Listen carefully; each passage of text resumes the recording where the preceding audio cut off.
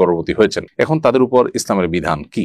ভাই সোহেল রানা, ওমরার সফরে যদি কেউ যান এবং ওমরার সফরের যেই সময়টাতে শারীরিক সম্পর্ক স্বামী স্ত্রীর মধ্যে নিষিদ্ধ, সেরকম সময় যদি তারা শারীরিক সম্পর্ক করে থাকেন, অর্থাৎ এহরামের কাপড় পরে যখন তারা ওমরার নিয়ত করেছেন তখন থেকে নিয়ে তওয়াফ সাই শেষ করে মাথার চুল পুরুষরা মুন্ডন করা, নারীরা ছোট করা, তার আগ পর্যন্ত এই যে সময়টা, এই সময়টার মধ্যে যদি স্বামী স্ত্রীর মধ্যে শারীরিক সম্পর্ক হয়ে থাকে, তাহলে দেখতে হবে যে এটা তওয়াফের আগে হয়েছে কিনা। তওয়াফের যদি 4 চক্কর সম্পন্ন করার আগেই এরকমটি হয়ে থাকে, সেটা হোটেলে হতে পারে, তওয়াফের আগে হতে পারে, মাঝে যদি এরকম শারীরিক সম্পর্ক হয়ে থাকে, তাহলে সেক্ষেত্রে ওমরা ভঙ্গ হয়ে যাবে, ওমরাটা আবার আদায় করতে হবে। এবং এই যে এহরামরত অবস্থা যে সমস্ত বিষয়গুলো নিষিদ্ধ, সেগুলো না মানার কারণে, অর্থাৎ স্বামী স্ত্রীর সম্পর্ক, শারীরিক সম্পর্ক কিংবা যৌনতা সংশ্লিষ্ট ক্রিয়াকর্ম থেকে বেঁচে থাকাটা আবশ্যক এই এহরামরত অবস্থাতে, সেটা তারা লঙ্ঘন করেছেন। সেজন্য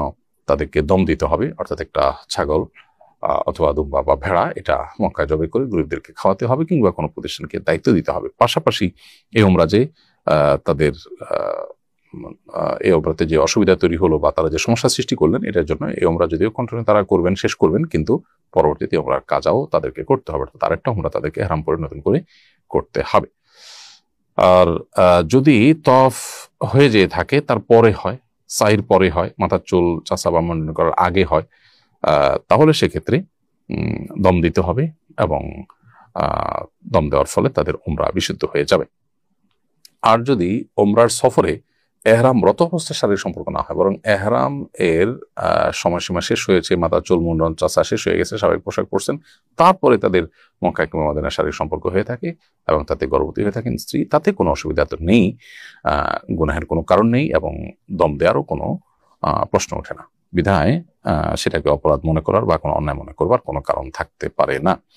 যদি এহরাম পরার পর তওয়াফ শেষ করার আগে কিংবা তওয়াফের অন্তত মিনিমাম 4টা চক্কর শেষ করার আগেও এই সময়ের মধ্যে শারীরিক সম্পর্ক, তাহলে সেটা অনেক বেশি আপনার গর্হিত এবং তার ফলে আপনার দম দেওয়ার পাশাপাশি ওমরাটা কাজাও করতে হবে। এটাকে কন্টিনিউ করার পড়লেও ওমরাকে কাজা করতে হবে এবং পাশাপাশি দম দিতে হবে। আর এর পরের সময়ের মধ্যে হলে শুধু দম দিতে হবে, ওমরা কাজা করতে হবে না।